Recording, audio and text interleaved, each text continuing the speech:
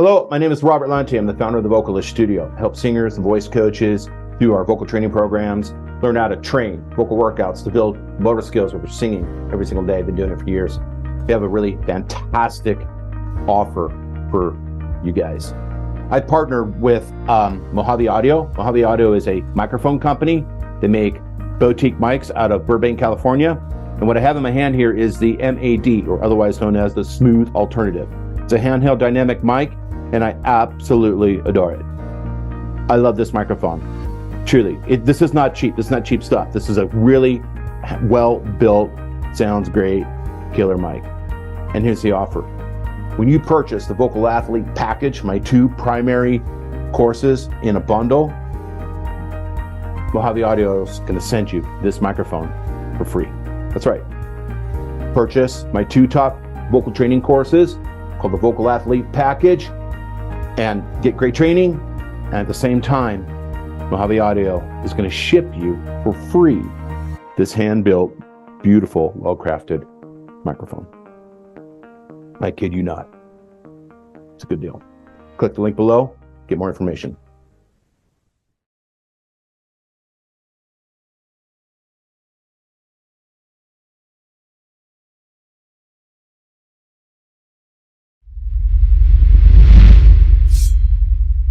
Paraphrase on that, essentially Nandini is a student of the TVS course, the 4 Pillars of Singing, and in the course, among lots of other lovely things, there's a technique that we talk about, which is dampening the larynx. So here's the backstory. Those of you who don't know what this is, I got to explain what dampening the larynx is real quick. Dampening the larynx just simply means subtly putting the larynx into, and this is important, a very subtle, soft, lowered or settled position, okay? Not dumping the larynx, not too much. Oftentimes students go far, far too far, and they dump the larynx instead of dampening the larynx, and we want to dampen the larynx, okay?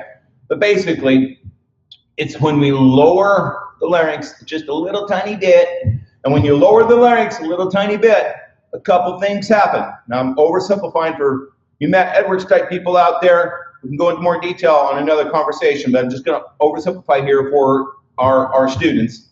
When you dampen the larynx, you increase the resonant space in the upper vocal tract, okay? You increase the resonant space. And when you increase the resonant space, you get an amplification of lower, more warm overtones, okay? So another metaphor would be if you increase the size of a violin resonant space, what do you get? You get a viola. All right. All right. So that's a metaphor. So dampening the larynx amplifies warmer, darker overtones. I'll give you an example. This is a track and release onset into a middle C without dampening my larynx. May. All right, that's not wrong. It's perfectly fine. It's just an A vowel without dampening. Now, this is the same track and release onset with dampening the larynx, or a subtle lowering of the larynx. May.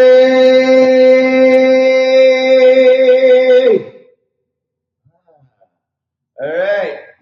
Now we're going to do a little bit of A/B testing. A/B testing. You got your sort of non-dampened position, then you got your lowered position. Then your non-dampened position, then you got your lowered position. Listen to the difference in the sound color.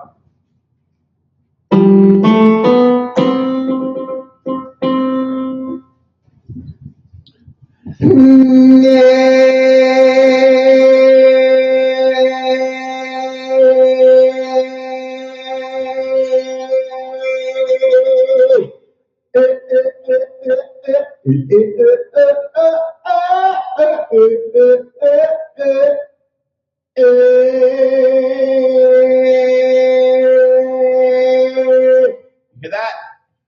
It adds a little bit of it adds a little bit of Elmer Fudd to your sound color. and I mean that in a good way. But did you hear the warmth? Did you hear the warmth?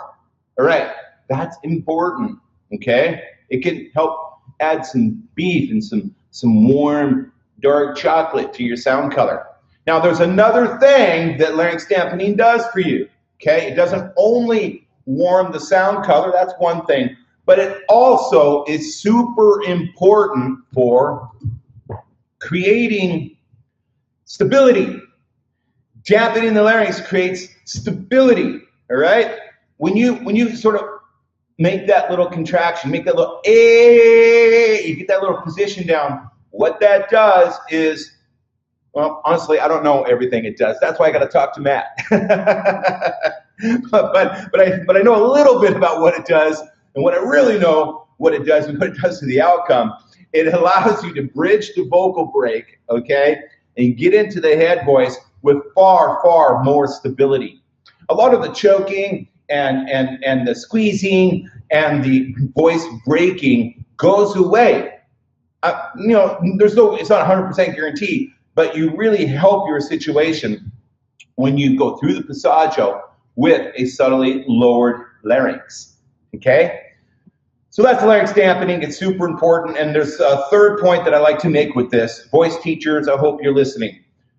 3, larynx dampening is super important for everybody, okay? We all need to know how to do it. You want to do it most of the time.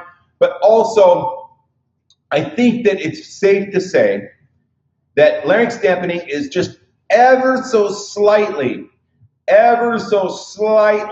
a little bit more beneficial for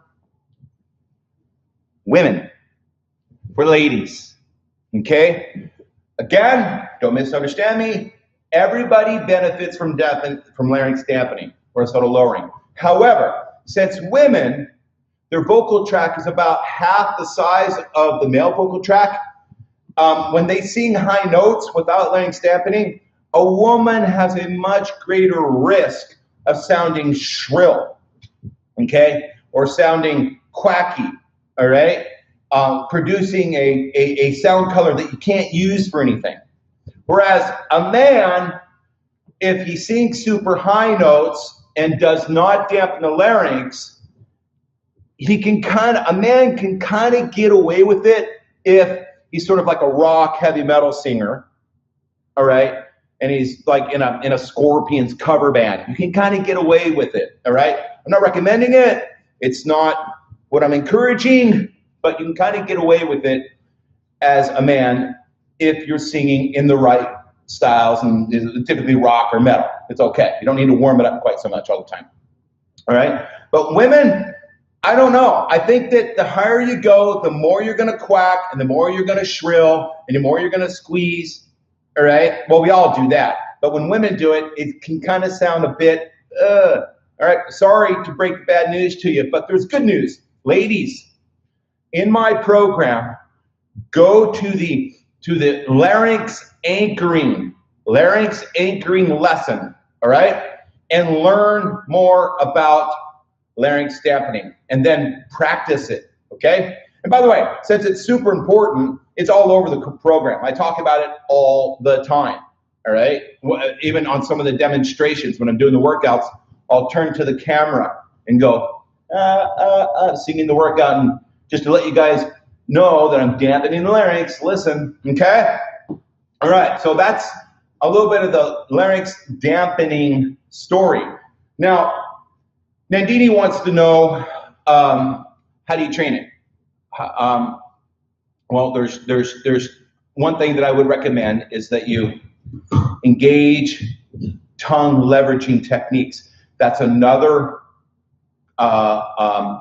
lesson in the course where we talk about different positions for the tongue. Tongue leveraging technique number 1 is take the tip of the tongue, push it against the back of the bottom teeth, all right? And as you bridge through the passaggio, and you're shoving against the back of the bottom teeth, lightly, not too hard, just sort of subtle, okay? What that does is it helps anchor the larynx down.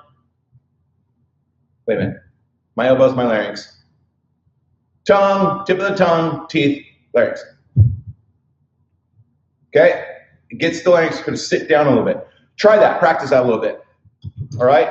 You can also look at the spectrograph software. You can look at the spectrograph the harmonic signatures or the sound signatures on software when you're larynx dampening, and kind of do what I was doing, practice the larynx dampening and look at spectrograph software, and it will give you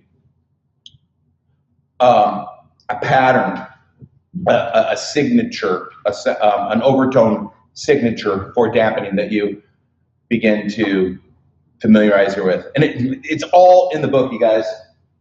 I'm not going to go through the entire lesson right here. We have other questions, and you guys have your students. So this is the part of the story where the teacher says, go back to the course, go to the book, find the answer, and practice. It's all in there. All right? But that's the backstory on larynx dampening.